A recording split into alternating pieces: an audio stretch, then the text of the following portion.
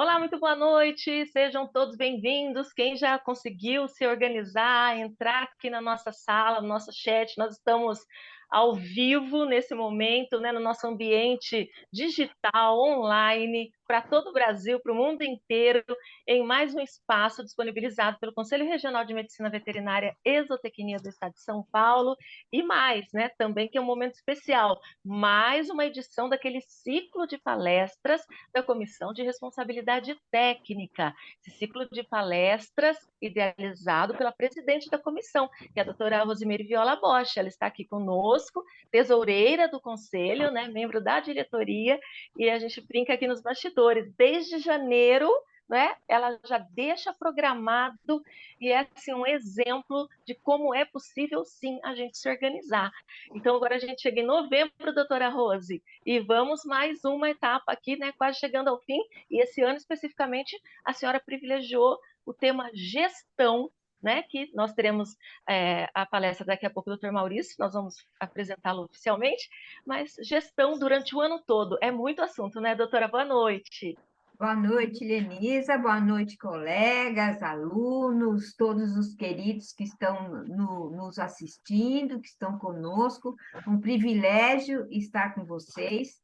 Em primeiro lugar, antes de tudo, eu trago um abraço do nosso presidente, doutor Odemilson Donizete Moceiro, que não vai poder estar presente acompanhando a nossa reunião, mas que é o entusiasta de tudo aquilo que as comissões fazem e que sempre me deu todo o apoio para que esse ciclo de palestras acontecesse e tivesse êxito. Então, é um privilégio para mim, eu faço questão, e eu estava contando para o doutor Maurício agora há pouquinho, que desde o ano passado, eu consegui, graças a Deus, assistir e moderar as 12 palestras que foram ministradas em 2022 e agora 2023, esta aqui é a penúltima, né? Mas não mais importante, não menos importante, e que o doutor Maurício vai falar sobre gestão da responsabilidade técnica em biotécnicos. A gente privilegiou a gestão,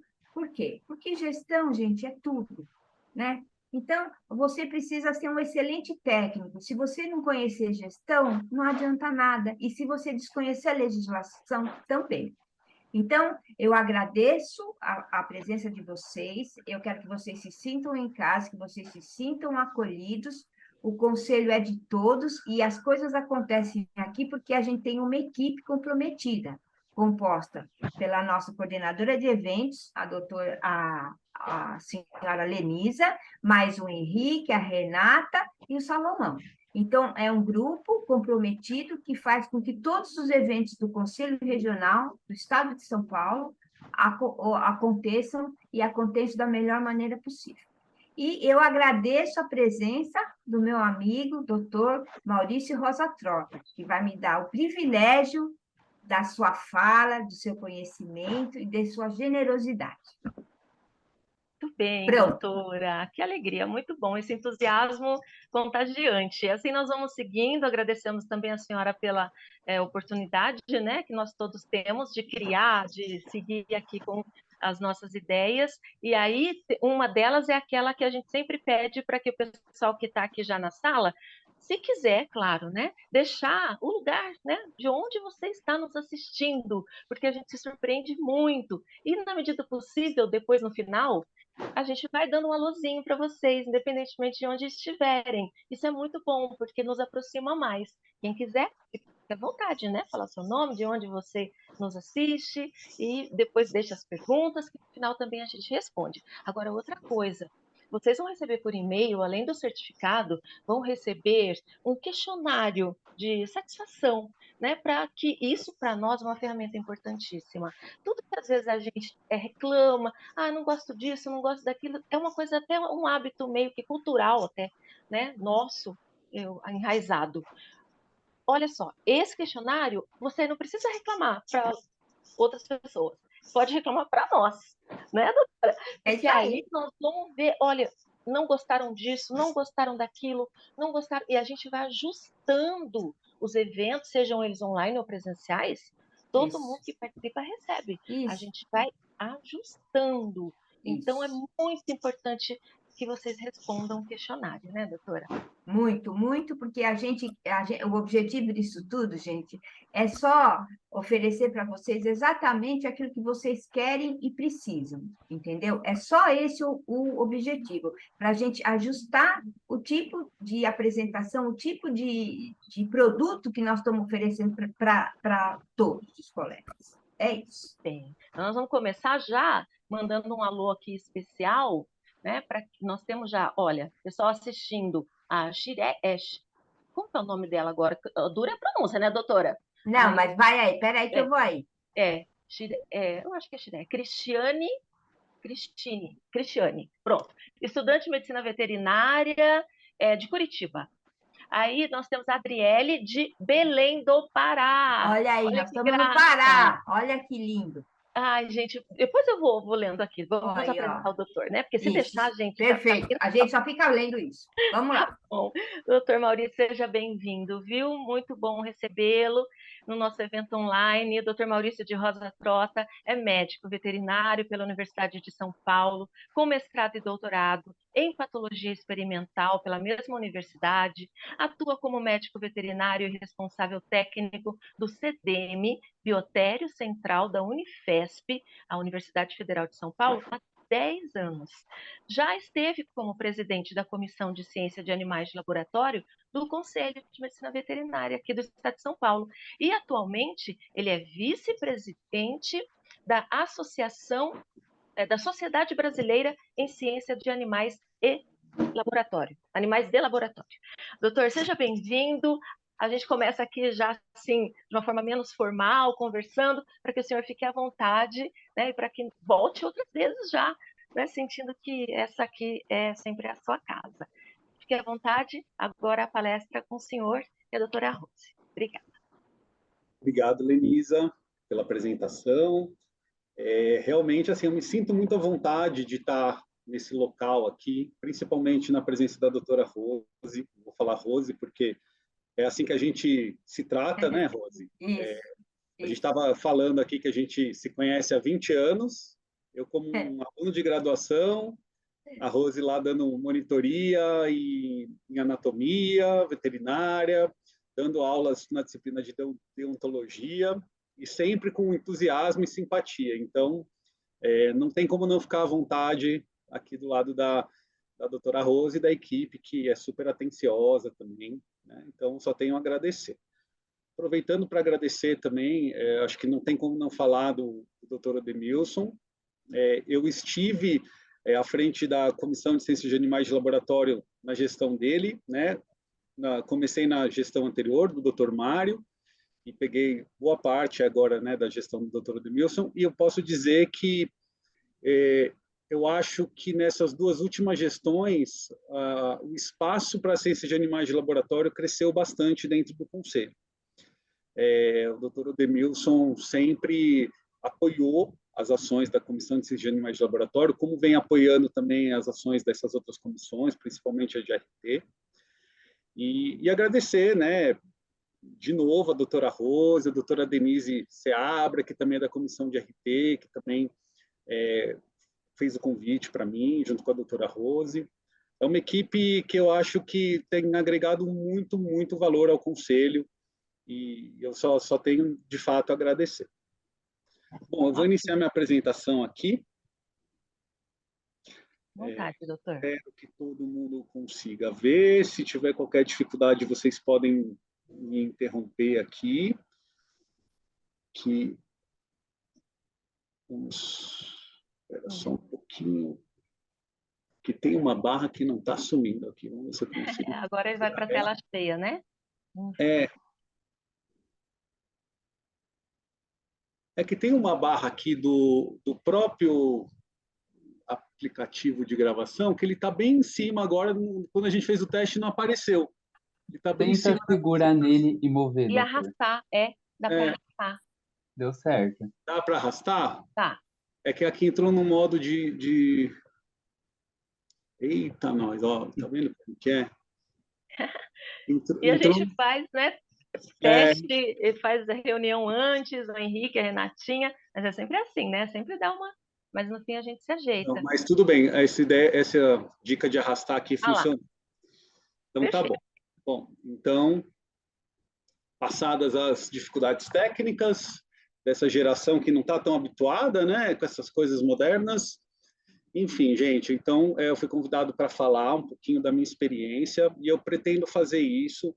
É claro que tem uma apresentação assim um pouco de conteúdo só para a gente se situar, né? Eu vi que tem alunos de graduação, pessoas que não necessariamente atuam ainda diretamente com responsabilidade técnica em biotérias, então acho que é legal a gente dar uma situada, mas eu acho que o mais importante aqui é falar um pouco da experiência e depois a gente conversar, né? Então, eu sou o Maurício, eu trabalho atualmente na Unifesp, que é a Universidade Federal do Estado de São Paulo.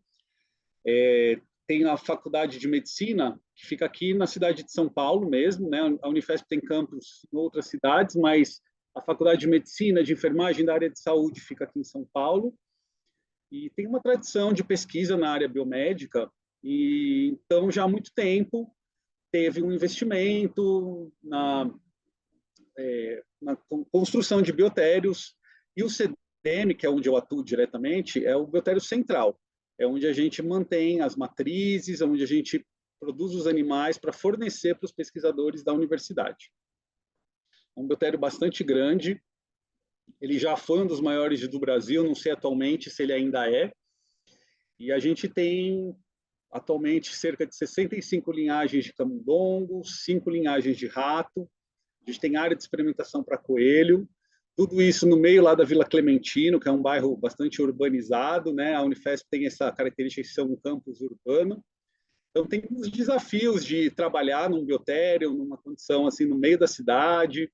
Isso influencia um pouco nas nossas dificuldades de gestão em relação a diversas coisas. O acesso dos insumos, o acesso dos pesquisadores, o trânsito de animal, né?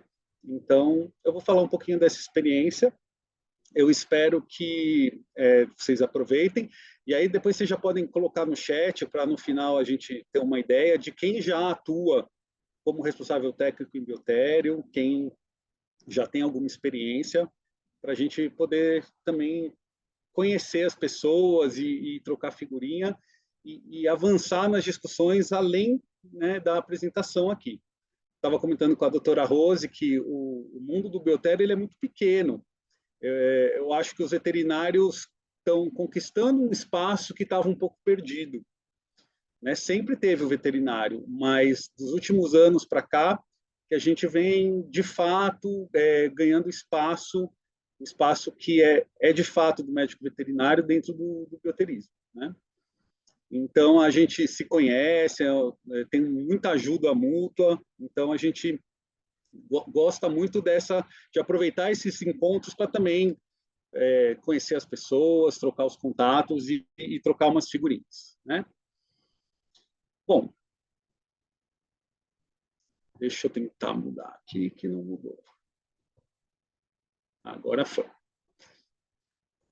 Bom, a gente tem que falar um pouquinho sobre o que é a responsabilidade técnica, né? A responsabilidade técnica gera algumas dúvidas, é uma coisa que o veterinário muitas vezes vai ser convidado a assumir uma responsabilidade técnica, e na nossa formação do dia a dia, nas escolas de veterinária, a gente acaba não tendo muito contato com isso, né?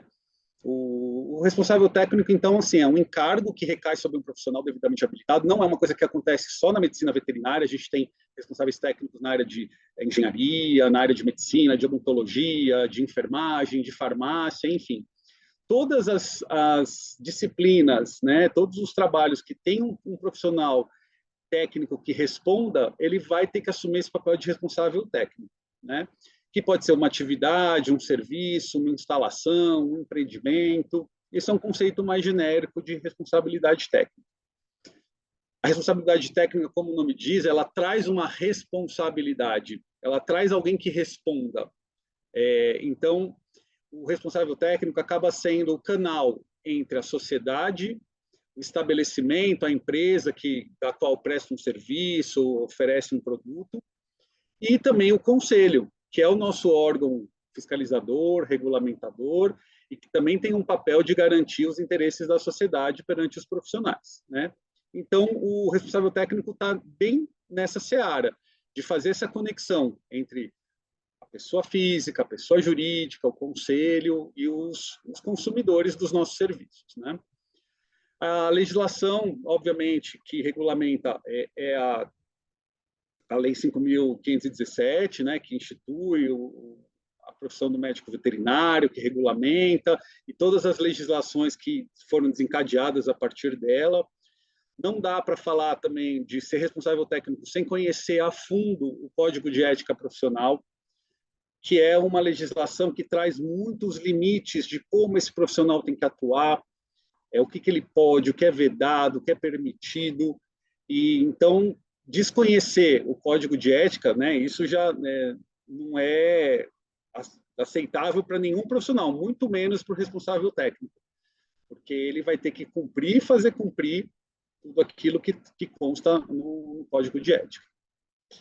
E, recentemente, também, né, dentre várias legislações, eu estou falando aqui um pouco das legislações do Conselho de Medicina Veterinária, do Conselho Federal, eu já deixei aí essa resolução número 1562, que é agora de 2023, recém-lançada, né, Rose? E que ela vai ter efeito a partir de 1º de janeiro de 2024. Ela regulamenta, ela traz novas regulamentações em relação à responsabilidade técnica veterinária, e não é só para biotério. Então, assim, é muito importante que vocês saiam daqui e vão procurar essa legislação, porque ela organizou diversas legislações que envolviam as questões de responsabilidade técnica que estavam espalhadas em pequenas outras normativas, né? Existe uma tendência da administração em fazer uma condição mais objetiva das normas para facilitar, e foi nesse sentido que essa normativa veio. E aí, eu já deixo uma informação importante. Para nós do Biotério, existe a Resolução 1178 de 2017, que era uma resolução do Conselho Federal de Medicina Veterinária que regulamenta a responsabilidade técnica em instalações de ensino e pesquisa. Com essa nova lei, a Lei 11.078 vai ser revogada. Tá? É uma das que vai ser revogada por essa lei. Então, fica aí uma lição de casa para que vocês deem uma olhada, já se preparem, porque logo ela vai entrar em vigência.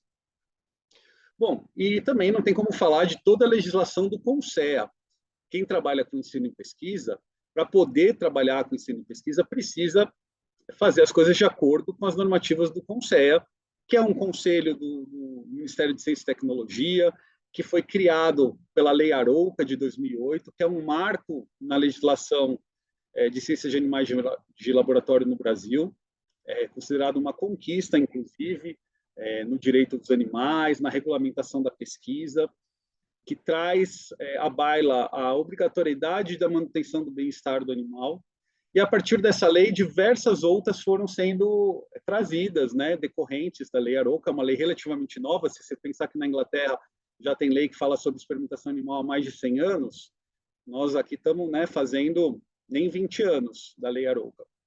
Então, ainda tem muita novidade acontecendo. Se vocês acompanham a legislação do CONSEA, tem agora um guia que tem mais de 1000 páginas, nós já estamos na resolução normativa de número 60 do CONSEA, não sei se chegou na 60, mas está na 57, 59, alguma coisa assim. Então, isso é um desafio muito grande para o veterinário que for ser responsável técnico, conhecer essa extensa legislação do Conselho Federal de Medicina Veterinária, dos conselhos regionais, do CONSEA, e até de outras instâncias, como, por exemplo, o MAPA, Anvisa, que, de alguma maneira, também regulamentam algumas questões do funcionamento dos biotecos, né? Bom, e a importância da responsabilidade técnica, aquilo que eu já falei um pouco, é o profissional que vai garantir a qualidade do serviço prestado ou do produto, vai garantir principalmente o bem-estar animal, a segurança dos animais, das pessoas e do meio ambiente. Não podemos esquecer que o veterinário é um profissional de saúde única. A gente nunca pode deixar de enxergar esses 3 pilares. E o cumprimento das leis e normas vigentes, que, como eu já falei, são bastante grandes e tem muita coisa para conhecer. Bom, falando um pouquinho da responsabilidade técnica agora em biotérios. Eu faço sempre um parênteses nas minhas apresentações, porque o termo biotério é um termo que está na legislação, é um termo que é muito usado, mas ele também suscita, às vezes, algumas questões. Por exemplo, se você jogar biotério na internet, você vai ver aquelas imagens de animais sofrendo, daqueles grupos que são contra os de animais. Ele carrega um pouco uma certa condição negativa, né? Mas, enfim, eu acho que biotério é um local onde você mantém animais com fins de ensino e pesquisa. Talvez tenha uma legislação, uma tendência um pouco mais moderna de se chamar de instalação animal de ensino e pesquisa ao invés de biotério.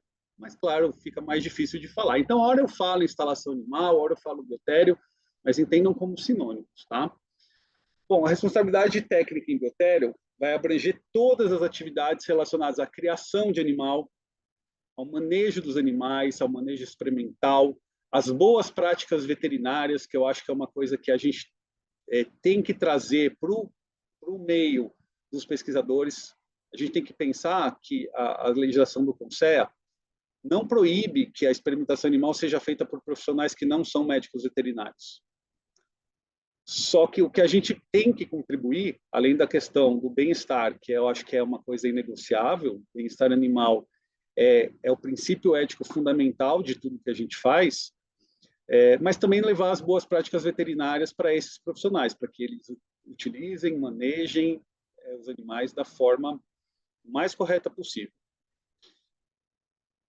Bom, e eu acho que falar mais até do que as atribuições de um veterinário responsável técnico em biotério, é importante falar das competências que esse profissional tem que ter.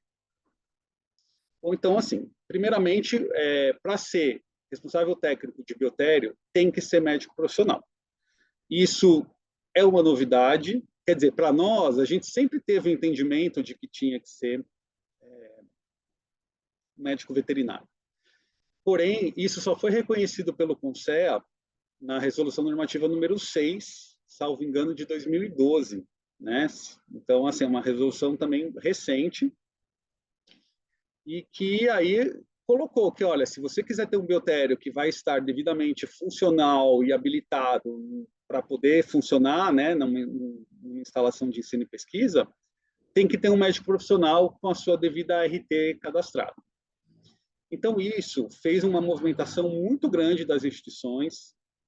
Eu peguei um pouco esse contexto para entrar na Unifesp, acho que vários colegas também entraram, porque começou a surgir uma gama grande de locais que precisavam regularizar a contratação de médicos veterinários. Até então, você tinha diversos outros profissionais. A legislação exigia que qualquer profissional de nível superior em área de saúde podia ser responsável técnico, né? Então, nós tínhamos farmacêuticos, biólogos, zootecnistas, enfim, e poucos veterinários. Então, aí tem uma outra questão que é muito importante. Para você ser responsável técnico, voltando lá para o Código de Ética Médico-Veterinário, uma das premissas é que você tem que ter experiência na área da qual você vai assumir a responsabilidade técnica, né? Não basta ser formado em medicina veterinária para que você assuma a responsabilidade técnica. Você tem que ter conhecimento, você tem que estar atualizado, você tem que ter capacitação, treinamento, conhecimento para poder assumir uma responsabilidade que é muito grande perante a sociedade, né? Então, aí cai numa discussão, por exemplo, sobre como é a formação nas graduações para que as pessoas atuem como responsáveis técnicos em biotérios. E aí, quando eu falo biotério, cabe um parênteses também aqui, tá, gente? A gente pensa muito em roedores, ratos e camundongos, em coelhos, mas quando a gente fala de experimentação animal, as próprias normativas do Conselho Guia traz questões de peixes, de répteis, de animais de produção, de cães e gatos. Tudo isso, todas essas espécies são passíveis de passar por experimentação e ensino. E a partir do momento em que os animais estão alojados num local com essa finalidade, aquilo é considerado um biotério e precisa ter um responsável técnico. Então, quando você fala assim, ser responsável técnico de biotério, você pode estar trabalhando desde peixe até vaca, até animal silvestre, tem primatas não humanos, tem répteis, né? E o mais comum que acaba sendo ainda os pequenos roedores. Então, é muito importante que quem for atuar nessa área, quem tiver interesse em trabalhar em biotério, faça capacitações.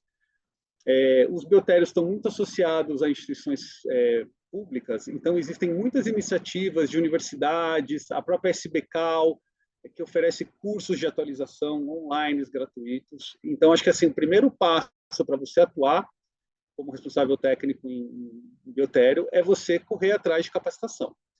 A USP, quando eu fiz, a disciplina de animais de laboratório era optativa. A doutora Cláudia Mori, ela foi bioterista há muito tempo e se tornou docente lá da Universidade de São Paulo, da Faculdade de Medicina Veterinária. E ela conseguiu instituir que a disciplina de animais de laboratório passasse a ser obrigatória. Então, os alunos do segundo ano da graduação já têm contato com a ciência de animais de laboratório, né? Para ter ideia, porque, assim, não só para você atuar como gestor de biotério, como responsável técnico, mas também como pesquisador. Então, eu acho que essa ação é muito importante, acho que é uma coisa muito interessante a ser discutida quando tiver eventos que tratem das universidades, dos currículos das universidades, sobre inclusão de disciplinas de ciências de animais de laboratório na grade da graduação. Né? E, enfim. Bom, tem que estar sempre muito atualizado, como falei, em relação às normas e diretrizes, que não são poucas. A partir do momento que você está lá, quem vai responder para as instâncias institucionais do estabelecimento que você trabalha, para o conselho, é você.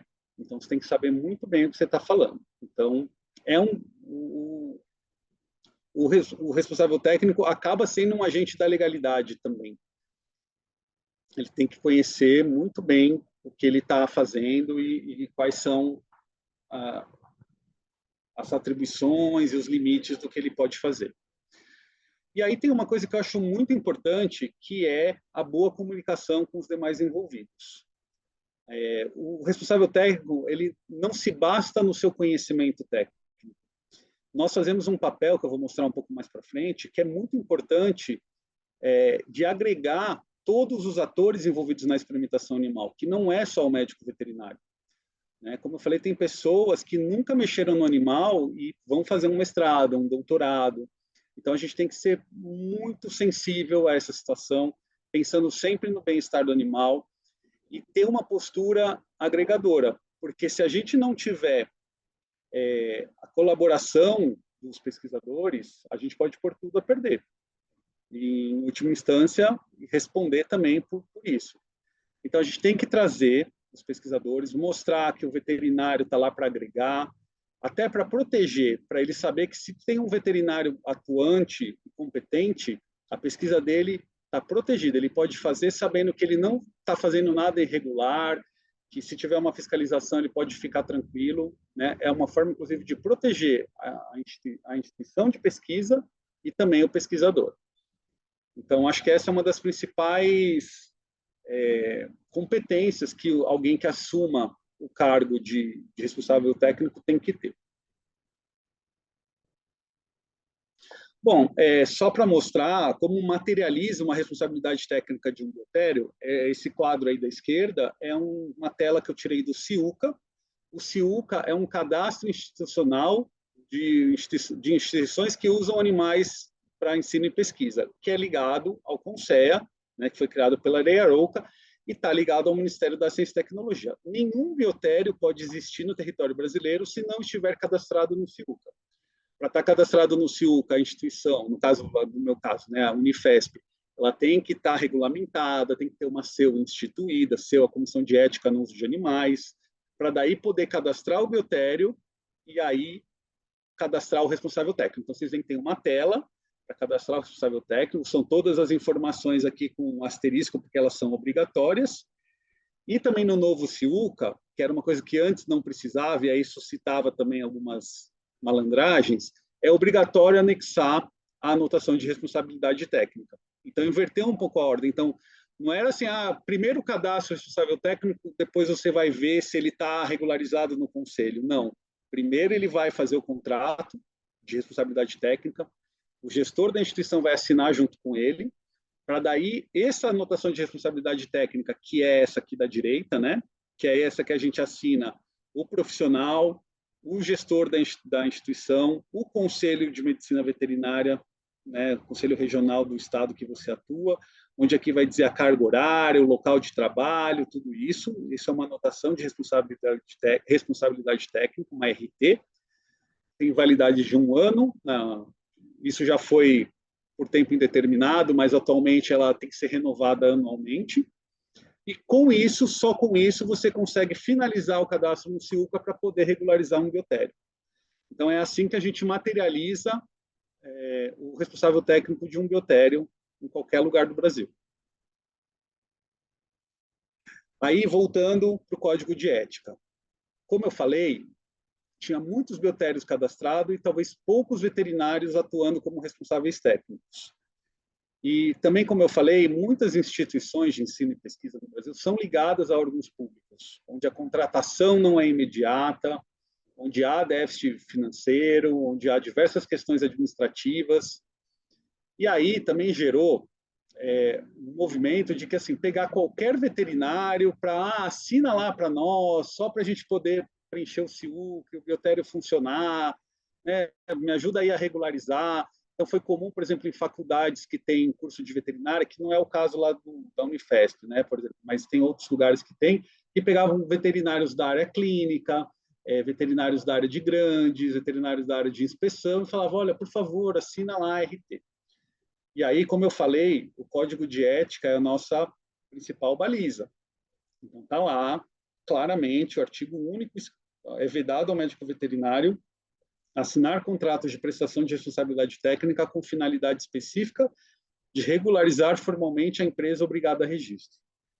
Então, isso vale não só para biotério, né, para clínica, para qualquer estabelecimento veterinário, a gente não pode se submeter a assinar uma responsabilidade técnica da qual a gente vai responder administrativamente, civilmente, até penalmente, em casos mais graves, só para atender o interesse da instituição. Então, a gente tem que ter conhecimento técnico da legislação, saber quantos locais a gente é capaz de atender por semana. Então, também essa é uma decisão técnica do médico veterinário, porque seria muito cômodo para uma instituição de pesquisa grande, uma universidade grande, que tem 30, 40, 50 biotérios, falar, pega um veterinário e põe para assinar tudo, né?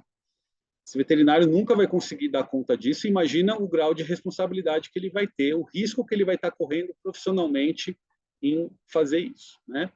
Então, a gente nunca pode deixar que isso aconteça. Então, tem que tomar muito cuidado com esse tipo de pressão, principalmente servidor público, que às vezes tem que estar lá para atender os interesses da instituição, mas também está lá para fazer o que é tecnicamente correto. E ninguém pode ser punido por isso. Bom, falando um pouquinho do dia a dia do responsável técnico, né? Como que ele faz a gestão? Assim, o dia a dia do biotério, para quem conhece, para quem já trabalha, por isso que eu também queria saber depois aqui quem já atua e que possa trazer alguma experiência, é muito corrido, é muita coisa acontecendo ao mesmo tempo, é muita coisa para gerir. A legislação do CONSEA, ela vem mudando a cada ano, tem trazido demandas de questões de infraestrutura, de equipamentos, de procedimentos, e a gente, como responsável técnico, a gente tem que estar à frente de todos esses movimentos. Nós temos que dizer para a instituição que, para ela estar funcionando legalmente, ela vai ter que se adequar. Nós vamos ter que dar, mais do que dizer que ela vai ter que se adequar, nós vamos ter que trazer soluções técnicas também para ela se adequar. Tudo para garantir, principalmente, o bem-estar do animal, que é o nosso principal produto, porque nenhum animal de experimentação e ensino que não tem o seu bem-estar garantido vai ser um bom modelo de pesquisa. Fora as questões éticas, né, de você deixar um animal em sofrimento, você está invalidando aquele animal para o objetivo dele, que é trazer um bom resultado de pesquisa, reprodutível, que você consiga aproveitar e trazer um benefício para a sociedade. E a sociedade nos cobra isso. Se você quer usar animal, Muita gente é contra, mas quem aceita ainda é porque a gente acredita que vai trazer um benefício para a sociedade. E o nosso papel é esse, é fazer com que essa confiança que as pessoas têm nas instituições que fazem pesquisa se mantenham, né? Que a gente está lá garantindo o bem-estar do animal. Né? Nós somos protetores animais, os veterinários responsáveis técnicos. Né? Então, acho que assim, a gente tem que trabalhar a nossa gestão do dia a dia. Eu tentei, assim, tem muitas atribuições. Eu acho que o tema, a gente já teve uma palestra ano passado, né, Rose, do ciclo, foi para falar um pouco das atribuições, do papel. Essa é voltada um pouco mais para como a gente se organiza como médico veterinário, como a gente faz a gestão do nosso trabalho. Né? Então, acho que a gente tem algumas atribuições genéricas que são fundamentais. E acho que assim, se a gente conseguir construir elas de uma forma consolidada, todo o resto acaba decorrendo delas, né? Então, primeira coisa é garantir que os animais sejam mantidos, qualquer espécie que seja, em condições adequadas de alojamento, alimentação, higiene e saúde, ou seja, bem-estar animal, né, aqueles princípios das 5 liberdades, que é um dos princípios éticos, o princípio dos 3 R's. Então, nós temos que estar enxergando tudo isso, sabendo que tem muita diferença. As demandas de alojamento, alimentação e saúde de um rato é muito diferente da de um bovino, muito diferente da de um réptil, muito diferente da de um peixe, mas o fato é que todos têm que ter isso atendido. Então, acho que essa seria, se fosse para colocar o mais importante, talvez eu colocasse essa. Decorrente dessa, não tem como fugir do cumprimento da legislação e das normas também de biossegurança, porque nós temos um papel muito importante de proteger os animais, os trabalhadores, os pesquisadores e a sociedade de possíveis zoonoses, contaminações que esses animais possam trazer, e até mesmo porque a gente quer um animal saudável para que ele seja um bom modelo de pesquisa, né? Então, isso é fundamental. Bom, aí a gente tem o papel de supervisionar, aí veja, não necessariamente fazer, mas as atividades de criação, manejo, experimentação. Eu tenho uma experiência muito positiva de ter na minha equipe um zootecnista, que era também uma profissão que estava muito afastada da área de biotério, e o Dr. Marcos, que trabalha comigo, ele até também é da Comissão de Ciência de Animais de Laboratório, atualmente do Conselho. Ele tem agregado muito na questão de criação, manejo, né, trazendo o olhar do zootecnista para a produção, porque o biotério ele é uma coisa curiosa. Você trabalha com produção, você trabalha com sanidade, você trabalha com cirurgia, você trabalha com laboratório. É uma área muito multidisciplinar. Então, para o veterinário, é muito interessante trabalhar em biotério, porque você tem um conhecimento muito grande sobre diversos aspectos, né? Não fica tão focado só numa coisa. E por ser multidisciplinar, tem outras profissões que também agregam muita importância, e cabe ao responsável técnico também orquestrar isso junto com os outros profissionais, né? Então, por isso que tem esse papel de supervisionar, realizar, sim, os exames clínicos periódicos dos animais. Tem animais, isso você não consegue fazer em grandes animais, mas, por exemplo, pequenos roedores, você pode criar aqueles animais que são SPF, né, livre de patógenos específicos, que são criados em condições em áreas limpas, material autoclavado, biotérios com altas barreiras sanitárias. Então, para você validar isso, não é a construção que valida, não é o procedimento, é você realizar os exames periódicos e certificar de que todas essas suas barreiras estão funcionando, né? Então, fora a questão da saúde do animal mesmo, como eu já falei aqui, vou repetir, um animal que não está com a sua saúde boa, ele não vai ser um modelo adequado para pesquisa, né? Adotar medidas de controle sanitário, biossegurança para prevenir a disseminação de doenças, já falei um pouquinho, né? Avaliar a qualidade dos animais utilizados em pesquisa e ensino, também já falei, mas vou reforçar. A qualidade dos animais de pesquisa e ensino parte do bem-estar. Esse binômio, hoje em dia, não pode mais ser quebrado. Já foi aceito que animal não tinha problema sofrer, o importante era pegar o fígado dele no final e ver o resultado que deu, né? Quem vivenciou uma prática de bioterismo mais antigo, talvez tenha visto situações onde o bem-estar do animal não era priorizado. em detrimento da resposta que o pesquisador acreditava que ele teria. Né? Mal sabia ele que aquele animal nunca ia dar uma resposta boa, porque ele estava em sofrimento. Tem uma discussão, né? Eu já atuei na CEUA da Unifesp, quem atua em CEUA enfrenta sempre isso, os veterinários, que é o argumento clássico de que eu não vou dar analgésico ou anestésico num procedimento invasivo, talvez uma cirurgia, né? Uma manipulação mais invasiva, porque o anestésico e o analgésico interferem no resultado da pesquisa. Se você operar um animal sem analgésico, sem anestésico, você acha que a dor que ele vai sentir e todas as condições sistêmicas que vão decorrer daquela dor não vão interferir no resultado de pesquisa?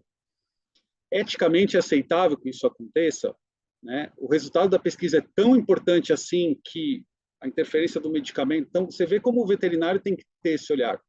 A gente conhece farmacologia, toxicologia de animais, então a gente tem que dizer para o pesquisador, olha, professor, se realmente você vai estudar uma via inflamatória, talvez não possa usar um anti-inflamatório, mas você tem um opioide, você tem outras classes de fármaco que podem ser utilizadas. Então, você vê como o veterinário pode agregar muito para a condição do bem-estar animal.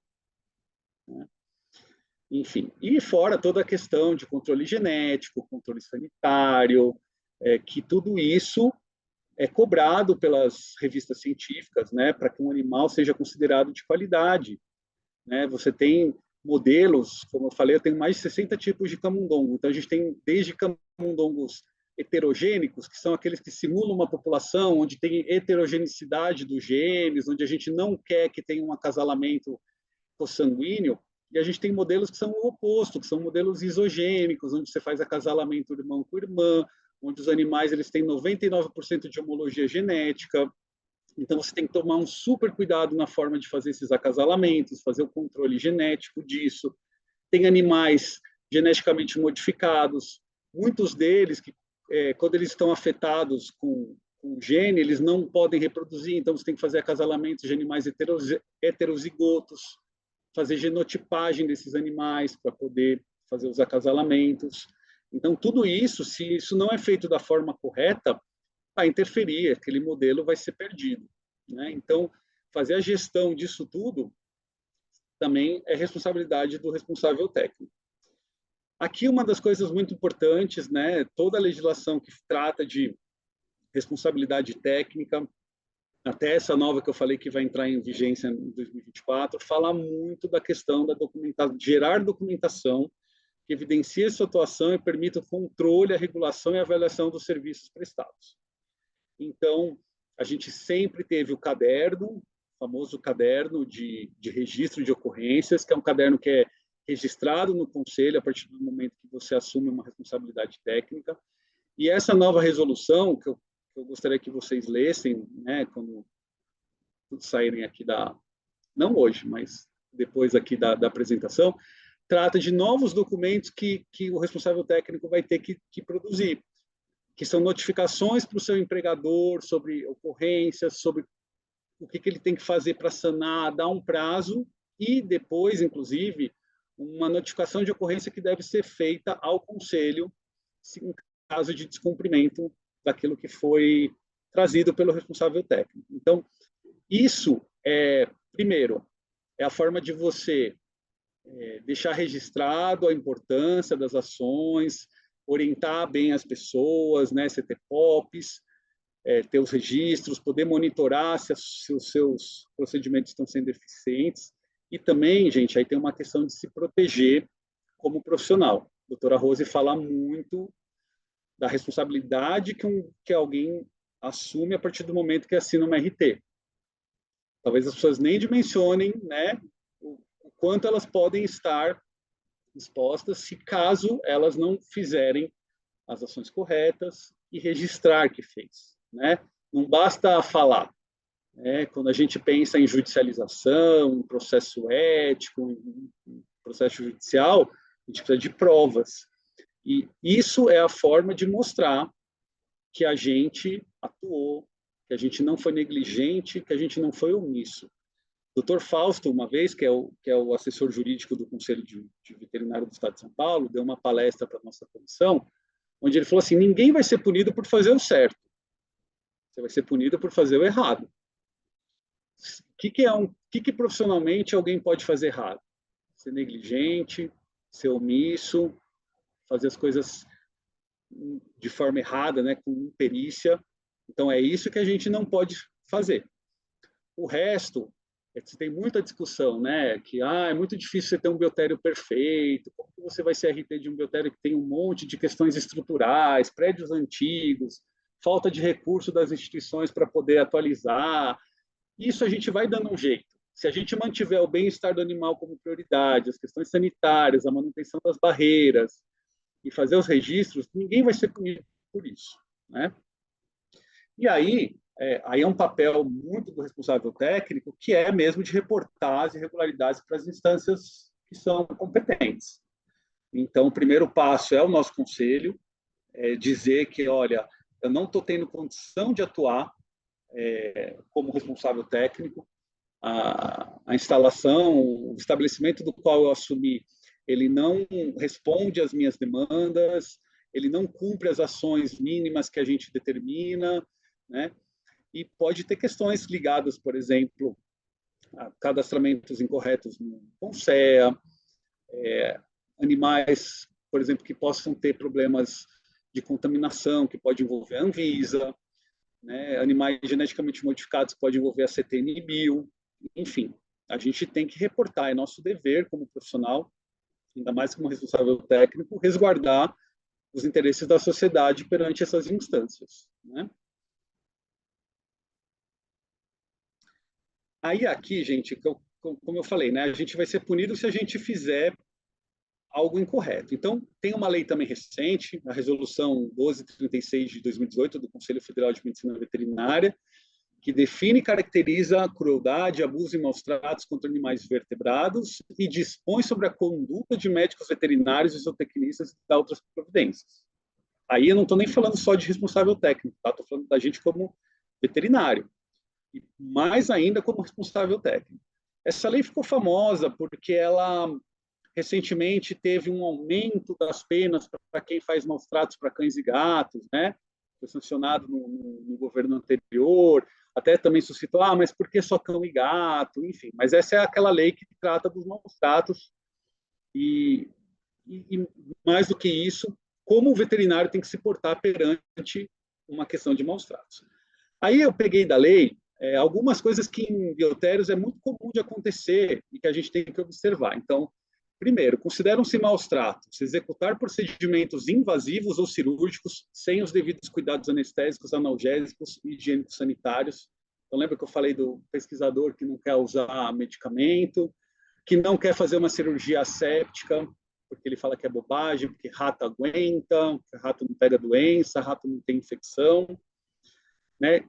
Que são fazer sem o que é tecnicamente recomendável. E outra coisa, manter animal sem acesso adequado à água, alimentação, temperatura compatíveis com suas necessidades, em local desprovido de ventilação e luminosidade adequados, né? Tudo isso é considerado os maus tratos. Questões também como transportes. E isso é uma coisa que a gente enfrenta nos biotecos. Então, a partir do momento que a gente enfrenta isso, uma questão consolidada, que a gente entendeu como maus tratos, o que a gente tem que fazer aqui? Primeiro, não ser negligente. A gente, como médico veterinário, tem o dever de prevenir e evitar atos de crueldade, abuso e maus tratos.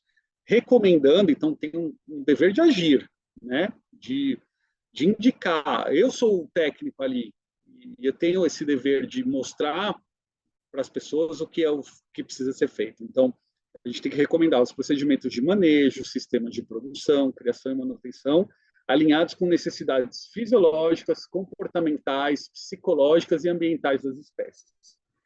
Então, também, o rato ele tem muitas especificidades comportamentais, fisiológicas, né? Assim como um zebrafish, assim como um equino, assim como uma cabra, cada uma tem a sua condição.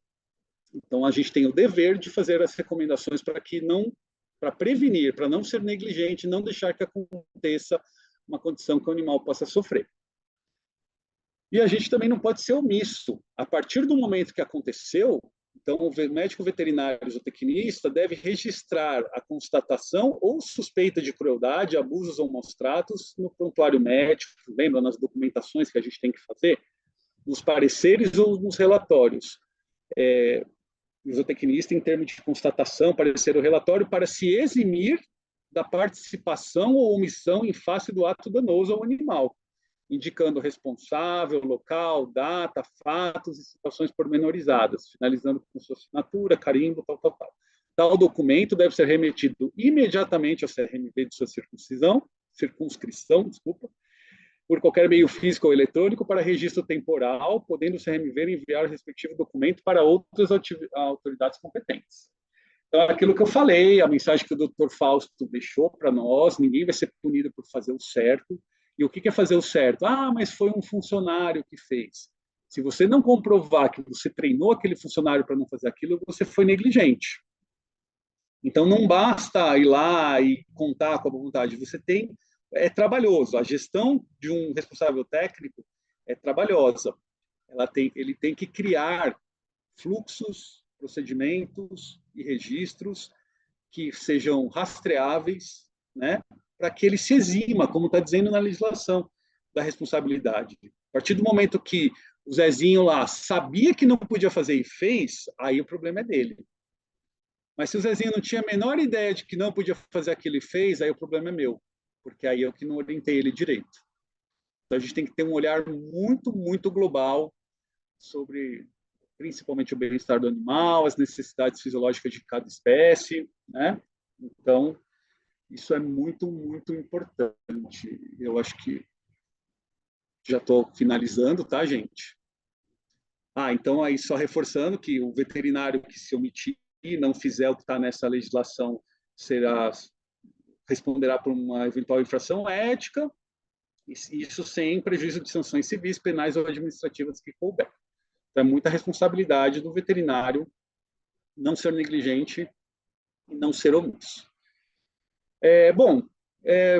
Terminando assim mesmo, né, um resumo, o que a gente espera um pouco desse responsável técnico. Então, assim, talvez na discussão de experimentação, ainda tem um debate sobre o que é privativo do veterinário ou não. É óbvio que uma condição clínica, atendimento a um paciente, nenhum outro profissional pode fazer uma cirurgia, uma anestesia, mas no âmbito da experimentação isso ainda não está bem resolvido. A legislação que regulamenta a pesquisa permite que outros profissionais façam. Então, o veterinário tem um papel cuidadoso. Pode ser que ele não seja o que vai lá executar, né? Até porque, experimentalmente, a gente não conhece todas as técnicas. Às vezes é mesmo um outro profissional que foi para fora do Brasil, fazer um pós-doc, aprendeu uma cirurgia muito, muito específica e traz, mas com certeza a gente pode fazer parte dessa equipe de modo a agregar as boas práticas veterinárias que esse profissional desconhece, os parâmetros de avaliação de bem-estar, isso tudo é papel do veterinário, né? A gente não é para ser só o fiscalzinho que vai lá e anota que está tudo errado, deixa o bilhetinho na porta e fala, olha, se virem. Não é isso que é esperado de um responsável técnico. Ele tem que ser um agente de ação, de agir, de fazer cumprir, né?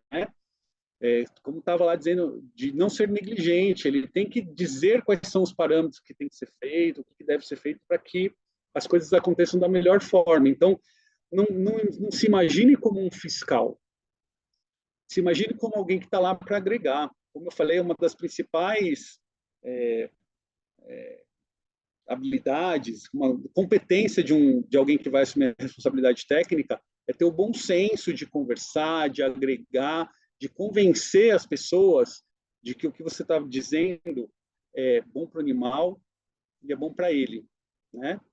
É bom para o bem-estar do animal e é bom para o resultado da pesquisa dele. Se ele não está preocupado eticamente com o animal, que deveria estar, que pelo menos a gente mostre que ele cumprir o que a gente está falando vai ser bom para o resultado da pesquisa dele, né? Eu acho que isso traz um grande ganho para a sociedade, para quem acredita que a pesquisa científica tem que ser feita ainda com animais, embora tenha um movimento muito grande de métodos alternativos, já se faz muito menos coisa do que se fazia antes. Eu estou dentro de um biotério grande de criação, eu estou vendo como vem reduzindo o uso de animais, né?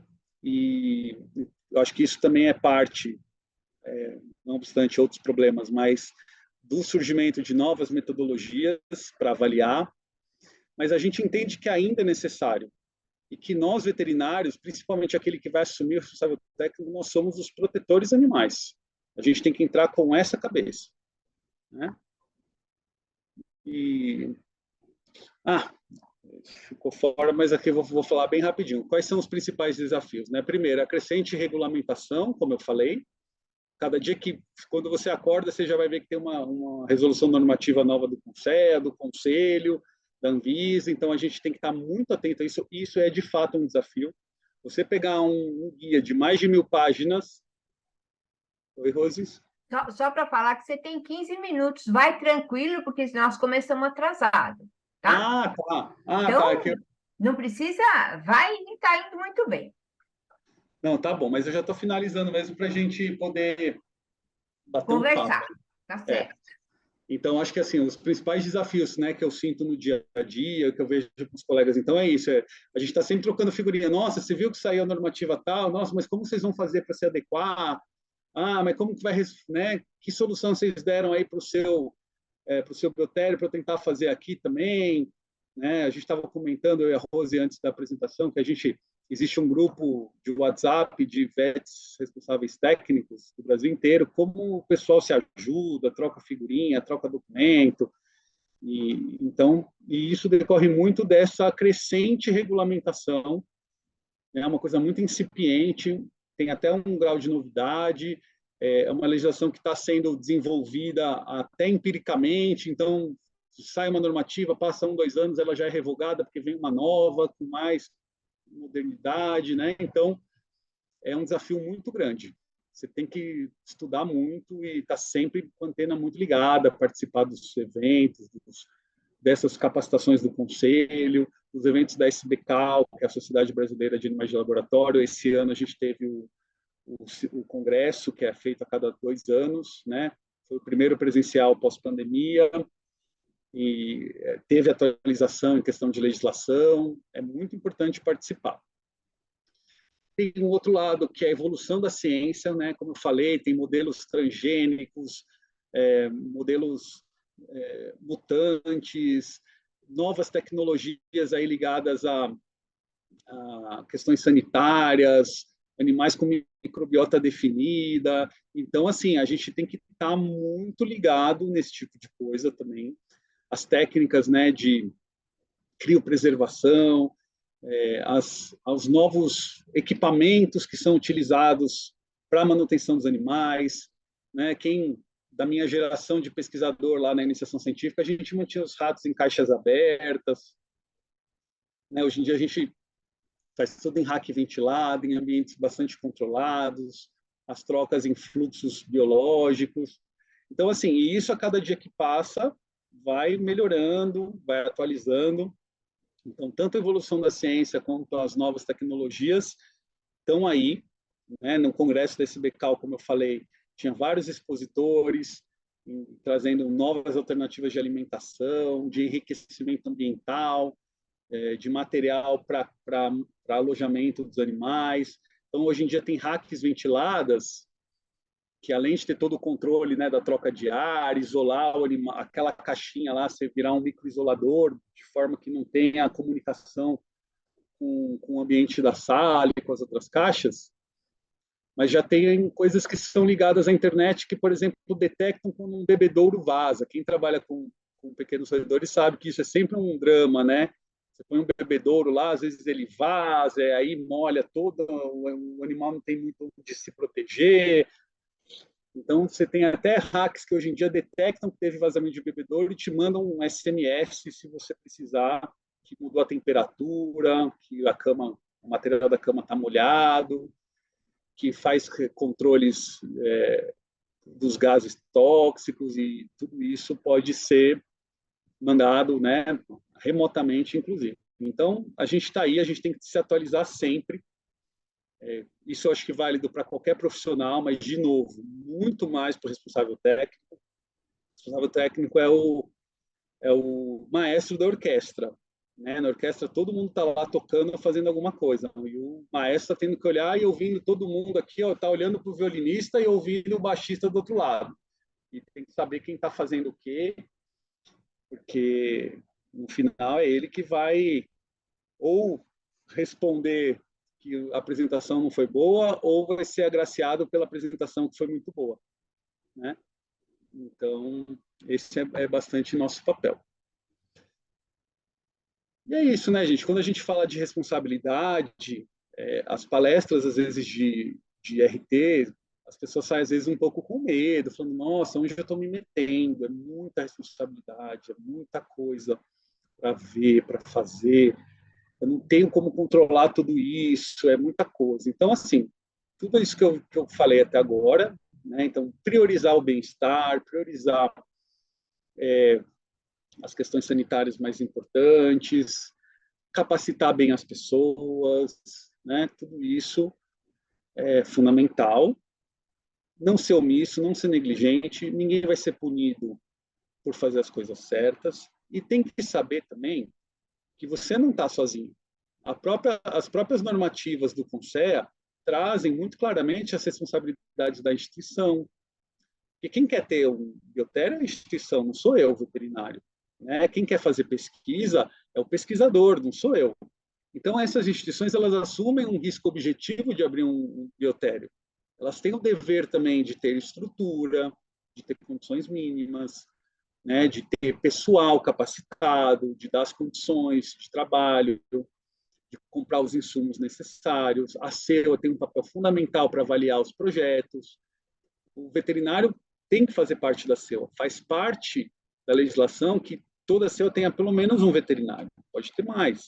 O veterinário tem um papel tem que ser super conjunto com a CEA, de reportar problemas, de atualizar a CEA com procedimentos mais modernos, de analgesia, né? Porque a gente vê lá, o responsável técnico é o olho, acaba sendo um pouco o olho da CEA, né?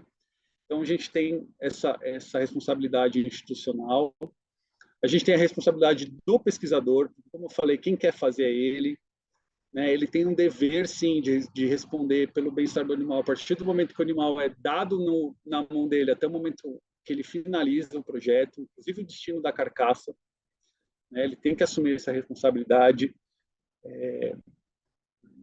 Enfim, a gente tem que criar condições de se eximir de problemas que essas pessoas possam eventualmente fazer. Nós estamos todos balizados por uma legislação que nos dá força, que a gente tem que cumprir, e que se a gente cumprir, a gente não vai ser nunca punido por isso. A gente tem que fazer uma capacitação da equipe, a gente tem que estar sempre trabalhando, fazendo os POPs, vendo os registros, rastreando os procedimentos, vendo o que pode mudar, como que a gente melhora as coisas no dia a dia. E a nossa capacitação também, porque não basta você ser capacitado para ir lá assinar RT, depois tem que continuar sendo capacitado. Né? A gente tem que ficar por dentro, participar dos congressos, assistir às palestras, tentar conhecer biotérios de outros lugares, ver outras experiências no Brasil, fora do Brasil. Então, tudo isso eu acho que tira um pouco esse peso das costas do veterinário, né? Mas o veterinário, como eu falei, é esse maestro, ele tem que estar olhando para toda essa equipe aí, para todos esses lados, né? E é isso, acho que a gente tem que agregar. Se cada um ali juntar uma pecinha, a gente garante o bem-estar animal, com isso a gente vai ter um bom animal de pesquisa, a gente vai estar atendendo a demanda da nossa instituição, vai estar atendendo a demanda da sociedade, que quer que as pesquisas, a gente está todo mundo aí querendo cura para vários tipos de doença, né? Modernização da medicina, não só da medicina, também na medicina veterinária, muito do que é feito em experimentação repercute também para os animais, né? Então, acho que assim, se a gente conseguir juntar essa peça do bem-estar, é o principal ponto de partida para a gente ter um biotério de qualidade, uma instituição de pesquisa que tenha valor aí para a sociedade. Então, era isso mesmo que eu tinha para falar e estou super aberto aqui para ouvir o que vocês têm a dizer, para responder alguma coisa, para conversar com a doutora Rose. Isso. Agradeço muito a bem. atenção de todos aí. Muito bem, doutor Maurício, muito bem, viu? Que satisfação ouvi-lo, viu? Bom, em primeiro lugar, eu queria dizer que os temas abordados foram maravilhosos. Queria dizer que nós estamos com a doutora Rosália Regina De Luca nos acompanhando agora, e a doutora Denise Zoldi Seabra também nos acompanhando. A doutora Denise é bioterista também, faz parte da Comissão de Responsabilidade Técnica, e a doutora Rosália Regina De Luca foi quem foi a primeira, em 1984, 82, a trabalhar com biotério, com animais de experimentação no Instituto de Ciências Biomédicas. Então, eu trabalhei 8 anos em biotério, mas assim, tudo que eu aprendi e a sensibilidade que eu tenho, o conhecimento que eu tenho disso, foi me dado pela doutora Rosália Regina De Luca, que agora também vai fazer parte da nossa Comissão de Responsabilidade Técnica. Ela já foi da Comissão de Ciência de Animais de Laboratório. Então, gente, você vê que são pessoas do bem, entendeu?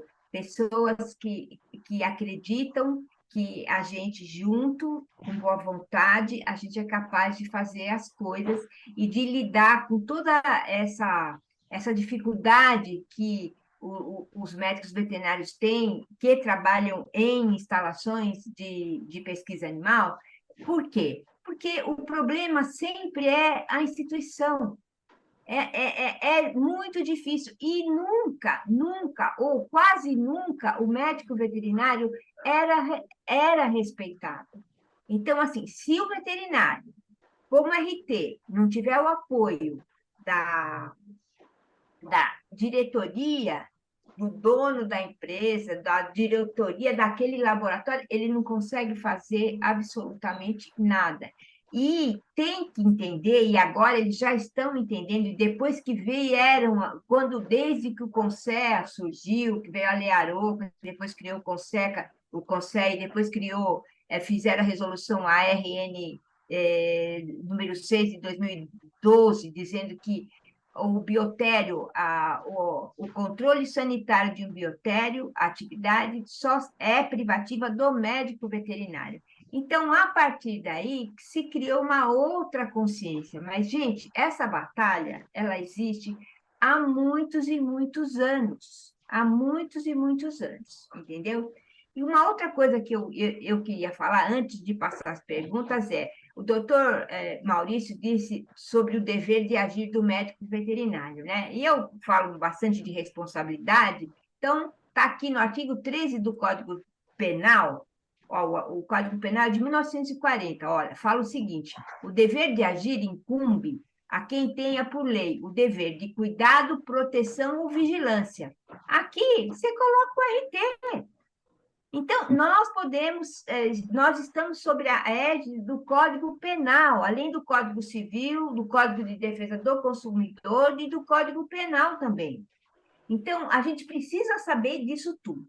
Uma outra coisa que o doutor Maurício falou, que eu queria reiterar, é o seguinte: a primeira falta ética em qualquer profissão é a falta de atualização, tá certo? Então, a primeira. Quando eu comecei a trabalhar com responsabilidade, que eu comecei a estudar isso, eu estudei na medicina. Tudo que eu li na medicina falava isso. A primeira coisa que eles falavam, a atualização. Então, assim, o indivíduo que achar que se forma e que ele já é suficiente, a graduação que ele fez é suficiente para ele exercer a profissão de maneira ética e digna, quem pensar assim, gente, vai se frustrar, porque não é assim. Você, no dia seguinte, você já está respondendo ética, civil e penalmente por todos os seus atos. No Código de Ética, quando você se forma, você se submete ao Código de Ética. Está escrito aqui, ó, os médicos veterinários, por livre, espontânea vontade, se submetem às normas descritas neste Código. Então, gente, a maioria dos colegas que se formam, dos egressos, nunca leram o Código de Ética. desconhecem. A grande maioria não tem a disciplina de ética e legislação na graduação. Então, eu acho importante falar essas coisas todas, porque vocês têm que entender que as coisas acontecem, há um tempo para todas as coisas acontecerem. Tudo amadurece. Nós não vamos conseguir resolver os problemas do nosso biotério ou do vizinho de um dia para o outro, mas se a gente estiver junto, se a gente conversar, se forem pessoas de boa vontade, com certeza absoluta nós vamos achar uma saída. Tudo tem saída, gente, só não tem a morte. Então, a gente tem que conversar, se entender e fazer o melhor. Fazer o melhor para quem? Primeiro, pelo animal. Ele não pediu para estar lá dentro daquela caixinha. Né? Eu sempre, quando eu trabalhei em biotério, eu trabalhei 8 anos, eu sempre me imaginei dentro daquela caixa, daquele microisolador. Então, ele não pediu para estar lá. Quer dizer, o mínimo que a gente tem que fazer é dar condições para que, dentro daquilo que se propôs a fazer, que aquilo seja feito da melhor maneira possível. Né? É nossa obrigação. Então, nós temos o dever da vigilância, o dever de proteção, está escrito no Código Penal, artigo 13. Então, eu só queria falar isso para vocês. Eu queria também pedir que a doutora Denise e a doutora Rosália Regina abrissem a sua câmera para que a gente pudesse conversar nós 5 aqui. E, Lenisa, gostaria que você agora acompanhasse, ou Denise, as perguntas, moderasse as perguntas, nos conduzisse nessa discussão agora. Ah, sim. Então vamos lá, a doutora Denise vai abrir a câmera e aí ela conduz aqui, é isso, né, doutora Rose? Vamos Isso. aguardar. Aqui, doutora Denise, muito bem-vinda. Boa noite, Boa doutora. noite, seja muito bem-vinda. Denise, então, eu queria agora que você... Cadê a Regina? Regina, abre a câmera. Abre a câmera. Aqui, ó. Muito boa, muito boa. Muito bem. Começa, Denise, mostrando, vendo as perguntas e moderando, e complementando alguma coisa que você queira falar. Eu estou abrindo aqui, eu estou no celular. Tá. Enquanto você vai abrindo, Lenisa, vai falando de onde são as pessoas. Sim, doutora, eu vou falando assim, olha, nós começamos, né, lá logo no início, assim que perguntamos, já recebemos respostas. Então, nós falamos de Curitiba, né, me lembro bem aqui, ó, falamos, aqui, a Vitória, ela faz medicina veterinária na Universidade Federal de Jataí, Goiás, Jataí. Jataí. Vitória, Lindo, obrigada, viu, Vitória? Aqui nós temos também a Thalícia Camargo, ela é médica veterinária, Unesp, Jaboticabal. Muito bem. Muito obrigada. E nós temos também aqui a Taliba, médico veterinário de Marília. Ótimo, muito bem. Muito bem. E a Luísa Lisboa, de Belo Horizonte. Olha, tá vendo? É assim. É assim, ó. Outro. Ó, isso é muito a bom. nossa colega, a Rauane, de Oroz, no Ceará. Isso. Muito Ceará. bem. Muito bem. E a Rauane, aliás, nós temos aqui uma pergunta também, né? Uma pergunta, um comentário, mas acho que a doutora Denise já Pronto, encontrou Denise. aí. Já Da encontrou? Rauane. Você pode Posso comandar? sim. Então, vamos lá. A primeira pergunta, então, é da Helena Cristina Delgado Brito, e ela fala: como lidamos com as questões estruturais dos biotérios em relação à legislação do Conselho? O senhor falou que o mais importante é manter o bem-estar, mas sabemos no âmbito da universidade pública que muitas vezes as mudanças estruturais levam anos. Como lidar com isso? Nós estamos vivendo isso, né? Nesse momento, na nossa instituição. Recentemente, falando em questão estrutural, tem uma normativa do CONSEA 57, que ela trouxe um checklist com itens que são obrigatórios e itens que são recomendados. E alguns itens que até a normativa anterior a ela, que estava vigente, eram recomendados, passaram a ser obrigatórios, né? Aí se tem todo um debate em relação às questões mesmo do quanto isso é plausível de ser feito, por conta de nós estamos, como eu falei até durante a apresentação, em instituições muitas vezes antigas, com dificuldade de financiamento. A gente vive uma condição. Eu trabalho numa instituição federal, né, uma universidade federal. A gente vivencia um corte progressivo de financiamento para manutenção das condições mínimas da universidade, né? E, por outro lado, a gente tem, como coloquei lá nos desafios, uma demanda crescente, científica, de normativas, né, para modernizar. Aí, como a doutora Rose falou agora, eu acho que isso é muito importante, a gente não vai fazer as mudanças de uma hora para outra, mas nós temos coisas que são inegociáveis. Eu como responsável técnico de uma instalação antiga, eu vou assumir essa normativa da seguinte maneira: as questões de bem-estar animal têm que ser atendidas, né? Não tem como a gente aceitar que algumas condições possam existir dentro do biotério. Eu mostrei para vocês a lei de maus tratos. A lei de maus tratos fala que você não garantir, veja bem o que ele fala, né? Alimentação, hidratação, ventilação, né? Temperaturas, tudo adequado às condições fisiológicas da espécie. Isso tudo não tem mesmo. Um biotério que não ofereça isso como mínimo não pode funcionar, né?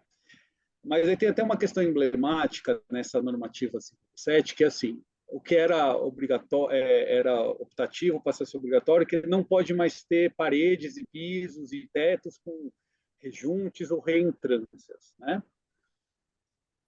Mas aí, assim, será que um biotério de uma instituição, de uma importância, que investiu para corrigir essa questão estrutural com equipamentos, com racks ventiladas, porque daí a gente tem que passar a ter um olhar um pouco mais técnico também, como veterinário, né?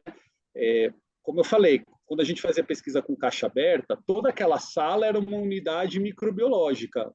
A caixinha que estava ali no canto esquerdo estava na mesma situação sanitária que a caixinha que estava ali no canto oposto, né? Então, a sala era o ambiente microbiológico que dava uma unidade para aqueles animais. A gente investiu em racks ventiladas, onde é um microisolador.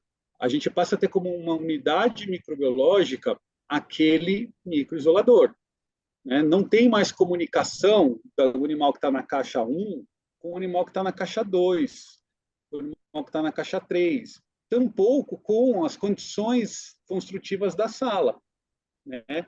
Nós implantamos uma barreira final ali, que é a rack ventilada, é a troca no fluxo, é manter o material autoclavado. Então, a gente tem que assumir que, assim, olha, esse rejunte aqui, ele poderia trazer um potencial de risco de contaminação num ambiente de caixa aberta, tudo. Ainda assim, a gente tem procedimentos que possa mitigar, né? Enfim. Então, eu acho que isso é uma situação delicada. A gente não vai fechar os biotérios de uma hora para outra por conta de não atender algumas questões construtivas. Talvez as instituições sejam advertidas, recebam um prazo, talvez a normativa seja revogada, como aconteceu, não sei se vocês lembram, com a resolução normativa 39, que trazia a obrigatoriedade do veterinário até capacitar as pessoas com coisas que eram privativas.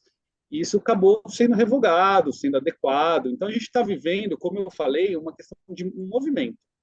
A nossa legislação é nova, ela tem até um certo grau de empirismo, as coisas vão acontecendo por tentativa e erro, e eu acho que o nosso papel é ter um bom senso de garantir as condições para um animal ser um bom objeto de pesquisa. Isso se dá com bem-estar e com boas barreiras sanitárias.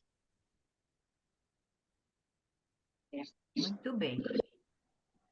A Oriana Gonzalez, ela não faz uma pergunta, só um comentário, dizendo que a palestra foi muito boa e ressalta que é importante fazer os cursos de manejo de animais de experimentação realizados por instituições válidas. E é incrível como a perspectiva sobre maus tratos animais muda à medida que se entende o papel do veterinário no biotério.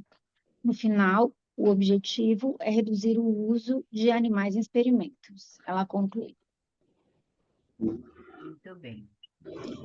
Só um comentário em relação a isso, que é muito interessante, né? Quando a gente fala de bem-estar e uso os 3 Rs, né? O bem-estar não é só isso também de você ir lá da comida, das condições ambientais, a gente tende a pensar mais nisso, né?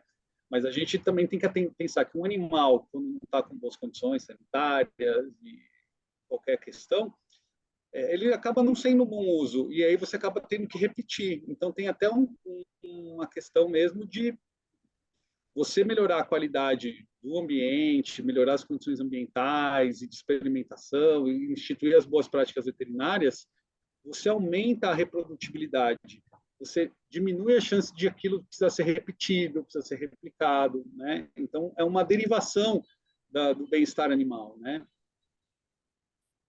Muito bem. Eu queria aproveitar aqui, só acusar a presença também da nossa colega, a doutora Thaisa Vieira Bertozzi, é membro da nossa Comissão de Responsabilidade Técnica, que também está aqui e que sempre nos prestigia, tá? Então, nós temos, olha, a doutora Denise, a doutora Regina e a doutora Thais, membros da Comissão de Responsabilidade Técnica. Vamos lá. A próxima pergunta, Denise. Luciana Calduro Ximenes pergunta: Doutor Maurício, poderia falar um pouco sobre a gestão de medicamentos controlados no biotério e a responsabilidade do responsável técnico? Essa é uma questão difícil de responder. Difícil. Ela é difícil. A gente, quando eu estava na comissão de animais de laboratório, a gente trouxe a professora Silvana, da USP, está muito envolvida com as questões de regulamentação de medicamento no uso da veterinária, porque aí a gente fica um pouco naquele meio de campo que eu comentei. Se, por um lado, o pesquisador pode fazer pesquisa, pode utilizar, né, algumas ferramentas que são, num contexto mais geral, privativos da veterinária, e a gente quer que ele use anestésico, analgésico, para o animal não sofrer, tudo. Por outro lado, a gente não pode receitar isso para ele, porque comprar anestésico e analgésico é exclusivamente para profissionais médicos, odontólogos e médicos veterinários, né? Então, a gente fica numa condição difícil, não tem uma solução pronta. Isso já foi consultado em Anvisa, já foi consultado em MAPA, né? O que a gente procura fazer com um certo bom senso eu vou contar um pouco da experiência que eu tenho feito, embora eu esteja num biotério de criação, essencialmente a gente tem um pequeno braço de experimentação, então tem alguns projetos de pesquisa aqui, da qual eu sou responsável técnico. Eu sento com o pesquisador, a gente pega quantos animais você vai usar, você vai fazer quantos procedimentos invasivos, 1, 2, você vai fazer a eutanásia que se aprovou nasceu é excesso de anestésico, então você vai precisar mais ou menos, você vai usar rato adultos, você vai usar 20 miligramas de ketamina e tanto de xilazina. Um valor plausível, né, dentro do parâmetro utilizado para a espécie, né? Aí eu faço o pedido, compra com nota em meu nome, né? O pesquisador faz um pedido formal solicitando que é para o uso exclusivo de um projeto aprovado em CEUA, né? Aí eu passo para ele o medicamento enquanto ele estiver usando, quase como um farmacêutico de hospital, né? Faz uma dispensa ali, Uma e depois dispensação. pede para devolver os frascos para a gente, e As ampolas que não foram usadas. Como a nota fiscal está no meu nome, depois para fazer o descarte, tudo, né? Fica sobre minha responsabilidade. Aí, assim, gente, é o que a gente consegue fazer para minimizar um pouco esse limbo que a gente acaba vivenciando, né? Nós não estamos num ambiente hospitalar, num ambiente médico veterinário, a gente está num centro de pesquisa. Eu até faço, às vezes, uma associação assim que ajuda a ilustrar, né? Tem pesquisador, a gente já até acompanha alguns grupos que usa, por exemplo, entorpecente em pesquisa. Então, expõe os animais à cocaína, à maconha, a crack, né? Isso é proibido por lei, você portar. A partir do momento que ele vai fazer uma pesquisa experimental, ele vai pedir autorização para a Polícia Federal, ele vai ter lá, você vai fazer exatamente esse trabalho. Você vai usar tantos animais, você vai dar, sei lá, 1 grama de cocaína, você vai poder ter 20 gramas com você aí, vai ter que deixar isso num armário fechado, um cadeado, só uma coisa, né? Então, assim, eu não sei como que é para um pesquisador se alguém for lá e ver que tem cocaína no armário, mas é uma condição experimental, né? Você tem que procurar criar documentação que comprovem. Fazer o rastreamento disso, procurar ter uma condição que te exima de qualquer responsabilidade. Mas é uma pergunta, a gente imaginou, né, Denise, que alguma pergunta sobre isso teria, porque sempre tem. Eu acho que é uma dúvida muito correta assim, de se ter. Eu acho que a gente talvez possa um dia, enquanto colegiado, talvez voltar a começar isso com a comissão de sentido mais de laboratório, fazer uma consulta mais formal para o mapa. O mapa e a Anvisa, eles estão tentando mudar a portaria 344 da saúde e no mapa a IN 35. Né? Eles estão tentando atualizar as coisas, mas, gente, é tudo muito lento. Essa portaria 344 está em consulta pública, que eu me lembro de pelo menos há 4 anos, se eu não estiver enganada, Denise. Eu acho, né? A 344. Então, que o médico veterinário não pode portar produtos controlados de uso humano, aquela história toda. Então, isso está sendo revisto, e isso o Conselho Federal já pediu, e os conselhos regionais também, várias entidades também, mas é difícil a gente conseguir. Mas, gente, uma hora vai chegar, tá certo? As coisas acontecem. Uma outra coisa que eu queria dizer, eu queria acusar a presença da doutora Rosália Regina De Luca, agora a gente já está vendo ela ali, ó. Agora permitiram, estão me ouvindo? Agora permitiu, sim, muito bem, muito bem. Muito bem. Boa noite, amigos, boa noite. Então, eu queria dar as boas-vindas e dizer que você que nos iniciou, né, que me iniciou nisso, na ciência de animais de laboratório, ainda quando eu atendia, gente, eu atendia rato, cobaia, camundongo, que ia na clínica. Eu ligava para a Regina, o que eu vou medicar, o que eu vou prescrever? E ela falava, vamos fazer isso, vamos fazer aquilo. E cobaia, coelho, e tudo que aparecia lá. Então, eu fui pegando amor nisso, né? E Isso. depois, então, e ela que nos orientou, me orientou, depois orientou a Denise, orientou o Maurício, quer dizer, sempre esse grupo, toda a ciência de animais de laboratório tem uma grande dívida com a doutora Rosália Regina De Luca. Isso, muito grata, Rosa. E eu estou falando isso de público, porque isso é uma verdade, gente. É uma verdade, e quem está iniciando nessa área agora precisa saber que, imagina ela começar um negócio desse sozinha, uma veterinária em um biotério, onde só tinham pesquisadores, só médicos, em que o médico veterinário não podia abrir a boca. Então, foi bem difícil, né? O começo foi bem difícil. É bem difícil. Então, eu tiro o meu chapéu para você. Obrigada. E para todos os que começaram. Para todos esses amigos, todo esse grupo que está aqui. Continua, agora, Lu. Pode falar, Rê. Então, mas agora o grupo é excelente, né? Esse Trota dá um show falando, né? Parabéns, Maurício. E a Denise, ela mora no meu coração, ela trabalhou conosco, mas depois ela alçou outros voos, ela é uma profissional incrível, então eu fico bem orgulhosa, e é bom voltar. Eu estou retornando, vou tentar fazer um trabalho com vocês, e de toda forma eu agradeço carinho, viu? Eu tenho muito respeito por vocês.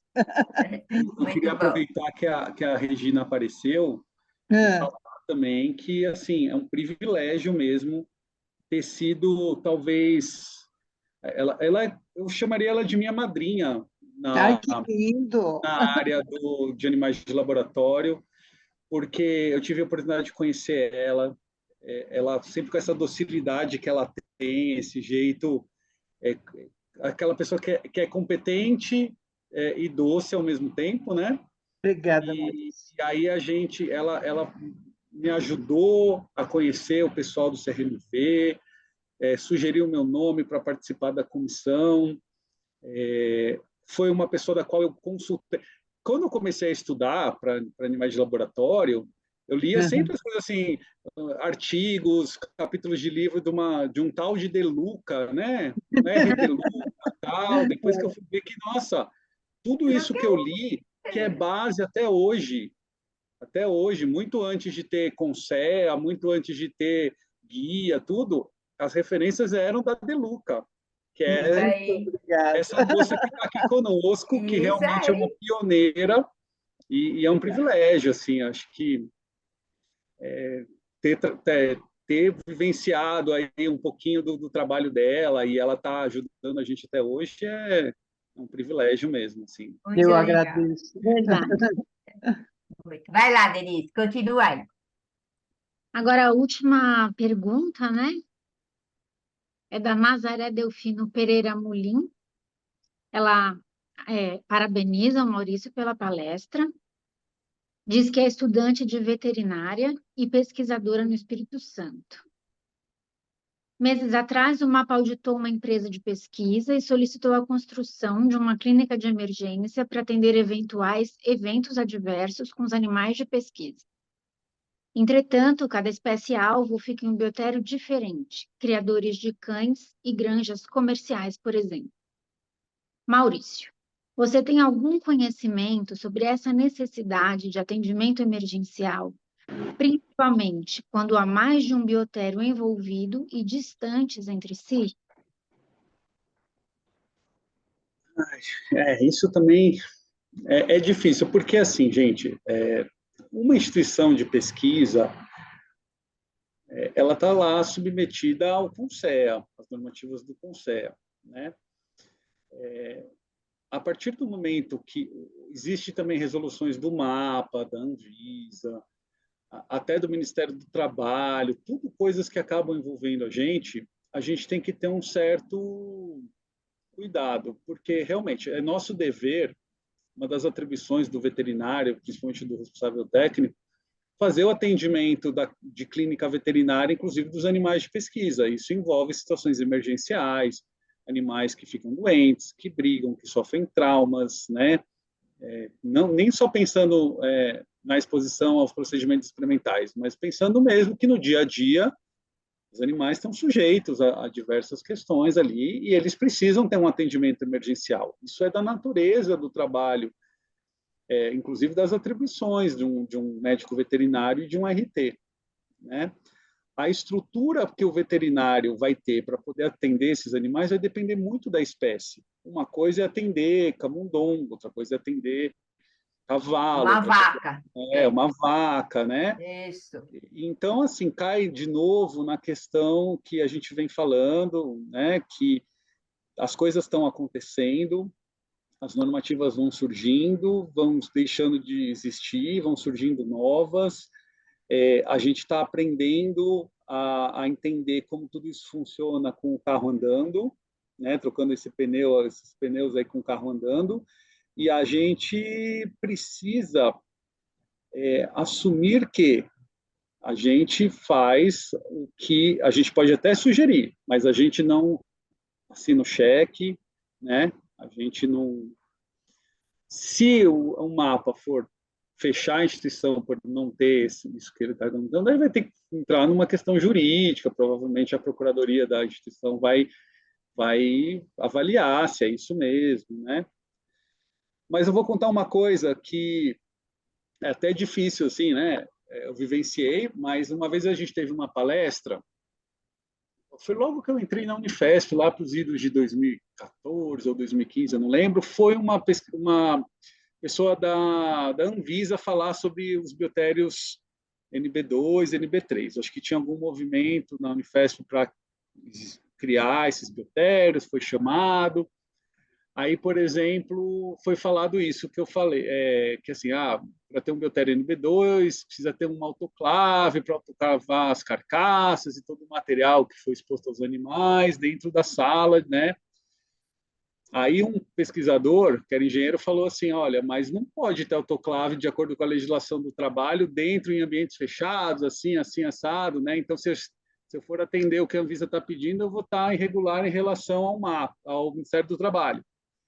Essa pessoa da Anvisa, na hora, falou assim, olha, você vai ter que escolher em qual setor em qual instância você vai estar irregular, né? E isso acaba acontecendo um pouco, assim, que eu estou falando em off, ainda bem que não está sendo gravado, né? Mas, assim, nem sempre as regulamentações do Conselho Federal, do CONSEA, do MAPA, Elas conversam. nem sempre elas conversam. Elas são Eu acho que convergentes. tem tido um esforço nos últimos anos de uma aproximação do Conselho Federal com o CONSEA, que, aliás, é uma coisa, gente, isso aqui é uma coisa que eu nunca entendi.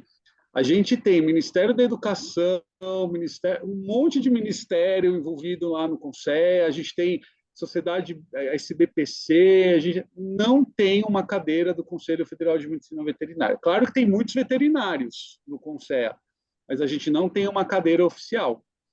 Mas tem um movimento de aproximação, né, Rose? Eu acho que já tem tido, olha, vários iniciativas. esse evento agora, o primeiro evento que teve agora, dia 6 de agosto de 2023, do CONSEA, com o Conselho Federal de Medicina Veterinária, que foi aqui em São Paulo, em outras regiões do Brasil também, né? Não, exatamente, foram em 5 regiões. Sim, nas 5 regiões. Então, foi um evento maravilhoso. Nunca isso tinha acontecido, gente. Nunca. Então, eu acho que, assim, é difícil porque, assim, o CONSEA conversa com o MAPA, não conversa com o Conselho Federal de Medicina Veterinária. Então, quem regulamenta? Então, está lá o MAPA, a Anvisa e mais outros que têm o poder de fiscalizar ali. Mas, gente, é tudo muito, muito complicado. Mas eu acho que essas pessoas, essas instituições, esses entes, eles estão conversando mais entre si. Sim. Hoje em dia. Antigamente, há um tempo atrás, isso não acontecia. Você falava em veterinário, a pessoa ria na sua cara, né? Hoje, o veterinário é um profissional da saúde, ele é reconhecido. Você veja com a Covid, em que lugar que o médico veterinário esteve, e que sempre esteve. E hoje, vocês sabem que 75% das doenças são zoonóticas, quer dizer, o médico veterinário vai estar sempre presente. Então, agora, eu acho que nós, veterinários, temos que nos empoderarmos dessa situação. Olha, eu tenho conhecimento, eu posso ajudar, eu vou agregar valor. E não se achar um coitadinho, olha, ninguém me ouve, ninguém me quer, e eu falo, não sou ouvido. Registra, documenta tudo. É isso que precisa ser feito. Não, perfeito. E a Regina, ela vai... Era um termo, né, Regina, que se falava muito, harmonização, né, em ciências de animais de laboratório. Um termo que até a gente tem usado pouco, porque sempre foi uma eterna busca, né? É verdade. A harmonização de procedimentos, de conceitos, né? Eu acho que, claro, a gente agora tem um órgão centralizador, regulamentador, que é o CONSEA, eu acho que isso tem ajuda muito. De harmonização, mas você vê como ainda falta, né? Eu acho que tinha que um dia pegar todas essas instâncias, assim, vamos pegar todo mundo que, de alguma maneira, tem alguma regulamentação em animais de ensino e pesquisa, vamos fazer um fórum, uma unificação de legislação, né? Trazer os profissionais da área para falar. Talvez a gente possa um dia caminhar para isso. Mas a gente ainda tem. Colocação. Falta muita coisa, e ainda mais esse país em condições de tamanho, né, de um continente, tem muitas diferenças. Então, o que acontece aqui não acontece lá, vocês sabem muito bem. Não, a gente precisa, sim, é muito difícil trabalhar no meio desse caldo de legislação, é muito difícil. Bem colocado, a gente nunca mais falou de harmonização mesmo. Verdade. Vai lá, Dê. Rose, Dê. apareceu uma outra pergunta É. aqui, que é da Aline Vieira Pinheiro dos Santos. Aham. Ela pergunta se o médico veterinário responsável técnico responde também pela parte acadêmica, e ela dá um exemplo. Quando um aluno de graduação ou pós-graduação estiver sozinho realizando o experimento, ainda que um procedimento simples, como a administração de um medicamento oral, tendo a liberação do pesquisador e do coordenador do laboratório experimental. Então, ela pergunta se o médico veterinário responsável técnico teria responsabilidade pela ação desse aluno administrando um medicamento, por exemplo. Eu, eu posso falar em primeiro lugar, Maurício? Ó, então, assim, eu sei que tem inúmeras instituições de ensino que eles têm um responsável técnico, que normalmente é o coordenador do curso. E esse coordenador do curso, ele é responsável técnico pelos biotérios, pelo hospital, pela graduação, pela pós-graduação e por tudo que acontecer dentro daquela escola. Quer dizer, um absurdo isso, bem. Um absurdo isso, porque com certeza alguma coisa vai acontecer, porque um coordenador de um instituto de ensino, seja público ou privado, ou ele vai coordenar a parte acadêmica, é muito difícil ele conseguir fazer tudo isso, tá? Então, isso é o que eu penso. Então, e outra, as responsabilidades estão ali. Você responde ética, civil e penalmente por tudo aquilo que você diz que vai fazer. E na hora que não for feito, de quem era a responsabilidade? Fulano de tal. Então, é muito difícil. É muito difícil. Agora, vamos ver. Maurício, responde aí. A resolução normativa 49 do Conselho traz a questão da capacitação de todos os envolvidos que vão mexer diretamente com os animais, né? Então, também tem um dever da CEUA de avaliar se aquelas pessoas que vão poder, de fato, mexer com os animais têm a capacitação adequada. Cabe ao veterinário observar ali se aquele aluno está sozinho, tem condições mínimas, passou por uma capacitação mínima, né? Se está dentro do corpo de pesquisadores aprovado pela CEUA. E aí, gente, se perceber, isso pode ser com um aluno, pode ser com um Qualquer professor, pode ser o professor bam. Se você vê que ele não está contendo o animal direito, não está aplicando, você vai, professor, isso está errado, tal, e se não solucionado, vai registrar, vai conversar com a CEUA, vai falar, né? Então, assim, eu entendo a preocupação da colega, eu acho que eu entendi o que ela quer dizer, né? É sim responsabilidade dela, já que você está lá, você é o olho do animal ali, você é o olho da CEUA, você é o olho de todo mundo.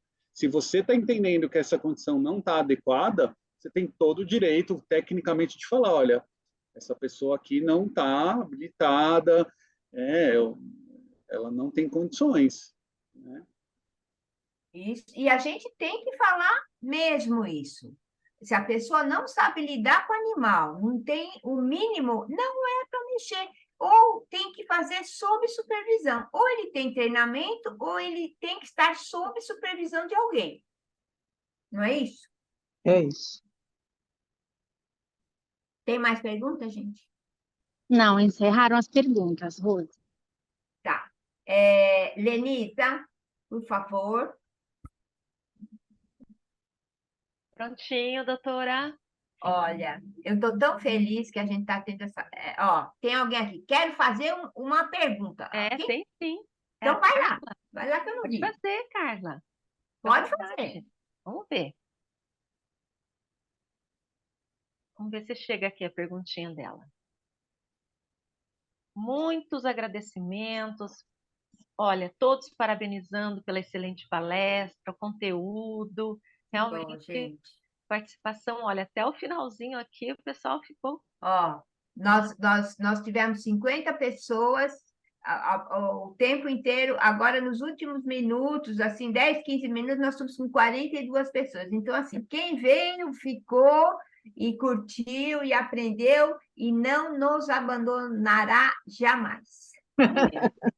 E também depois tem a opção, né, de assistir lá no nosso canal do YouTube Isso, e aproveitem para se inscrever no canal, não é? É TV CRMVSP. É facinho, se inscreva, compartilhe, isso, assiste, você isso, pode assistir todos os outros eventos desse ciclo, do ciclo do ano isso. passado. E uma outra coisa que eu queria dizer, que eu tenho dito, é que a Comissão de Responsabilidade Técnica está de braços abertos para receber qualquer médico veterinário e qualquer médico veterinário zootecnista que seja RT, esteja com dificuldade de lidar com a sua instituição, venha conversar conosco.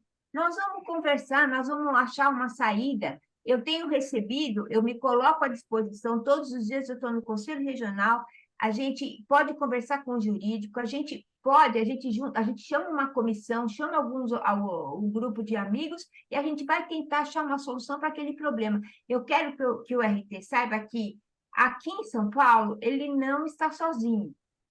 Ele pode contar com o conselho. Eu digo isso, eu pessoalmente me coloco à disposição para ajudar a quem quer que seja que precise de alguma orientação. Tem a perguntinha aqui, né? A doutora Denise vai fazer. Encontrou aqui, né, doutora? A Ali. perguntinha da Carla. Encontrou, Denise? Encontrei, Rose. A Carla, ela pergunta se, quanto à prova biológica de raiva, há algum método para garantir o bem-estar animal.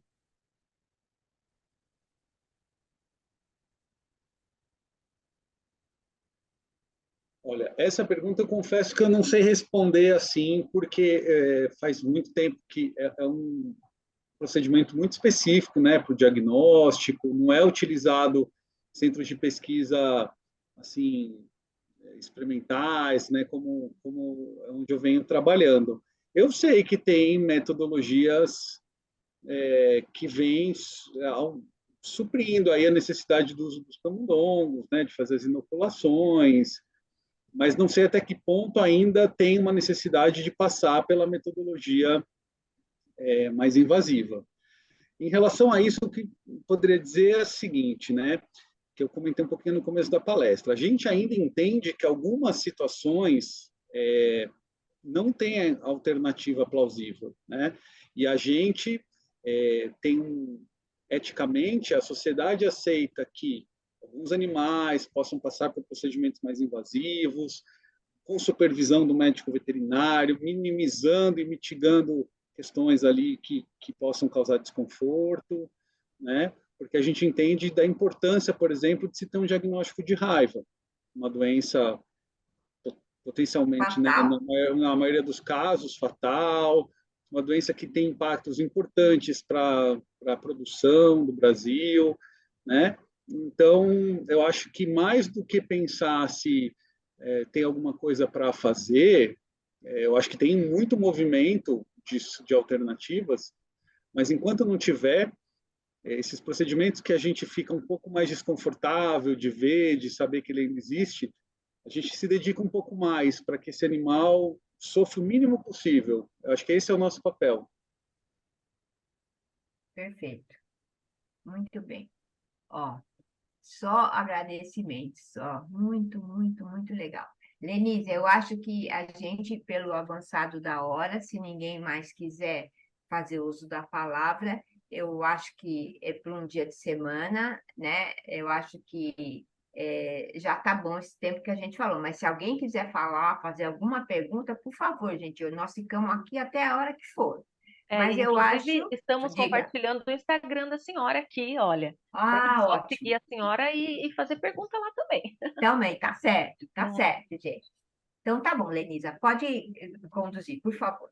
Então vamos lá. Olha, primeiro, né, mais uma vez agradecer a todos aqui pelo carinho, ficaram o tempo todo, tiraram dúvidas, e a nossa equipe do setor de eventos, Renata e o Henrique respondendo, já passando o link, né, de temas que eles podem encontrar no portal, no nosso site. Então essa interatividade é muito interessante e nós agradecemos a todos, né, por essa participação aqui.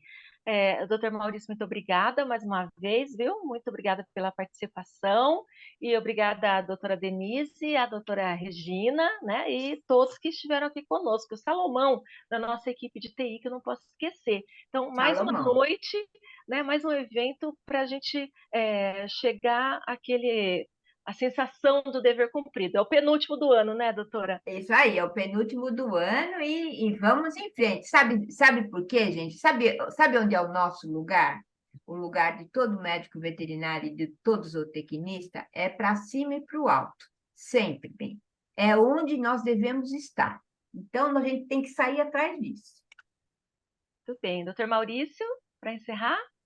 Não, só agradecer mesmo, assim, ter muito orgulho de ter feito parte, né, da comissão, de estar aqui com vocês. Admiro muito, muito essa equipe, doutora Rose, doutora Regina, todo mundo, né, o doutor Ademilson, toda a equipe técnica, foram super atenciosos, né, na preparação das coisas. Então, a Denise. Então, assim, gente, muito obrigado. Podem contar comigo. Se surgir qualquer demanda, vocês podem me procurar. Eu estou super à disposição. Com Tá? certeza. Agradeço muito mesmo. Obrigada, Obrigada. doutor Maurício. Doutora Obrigada. Denise, para finalizar também. Doutora Denise, para dar Ela um já está coisinho, ela está ali com a Tô gente. aqui. Eu precisei fechar a câmera porque eu estou ficando sem bateria, mas eu queria agradecer ao Maurício por ter aceito o convite, e agradecer a Rose, que me convidou para participar dessa comissão. Esse é o último evento que eu participo com vocês. A Regina está entrando no meu lugar na comissão. É Foi um verdade. prazer. Assim, espero que tenha sido uma participação que tenha agregado valor aí à comissão, Sempre e vou agregou, ficar Denise. sempre à disposição para o que vocês precisarem. Muito Obrigada, bom. Maurício, mais uma vez, e obrigada, Rô. Obrigada, Obrigada, gente. doutora. Obrigada por tudo, Sempre viu? agregou. Você sempre foi meu braço direito, Denise. Viu, minha querida? E Muito a, obrigada. e a doutora Regina, então, que seja bem-vinda, né? Boa Muito noite obrigada. aqui na visita da senhora. Prazer, seja bem-vinda. E Igualmente. as considerações da senhora, por favor. Então, primeiro agradecer essa recepção tão carinhosa, essas palavras de todos, dizer que é uma honra ficar no seu lugar, Denise, que você virou uma profissional maravilhosa e contem comigo, né? Eu tenho uma experiência grande, eu já me aposentei, mas que a minha experiência sirva para agregar mesmo ao trabalho de vocês, tá? Tá Muito certo. obrigada, queridos. Obrigada. Obrigada, doutora Rose. Mais E- uma vez, né? E agora a gente se programa para o próximo. Isso aí. Então, gente, olha, um abraço para todos. Fiquem com Deus, viu? Obrigada, É, Deus. que tudo que vocês almejem, vocês consigam. E, gente, olha, a gente tem que acordar e acreditar todos os dias. É assim que a gente vai para frente, tá certo? E lembrar que eu estou lá no conselho, o conselho está lá e eu também estou lá, sempre à disposição de todos, tá bom? Um beijo no coração de vocês todos. Obrigada, Obrigada. gente. Boa noite a Boa todos. noite.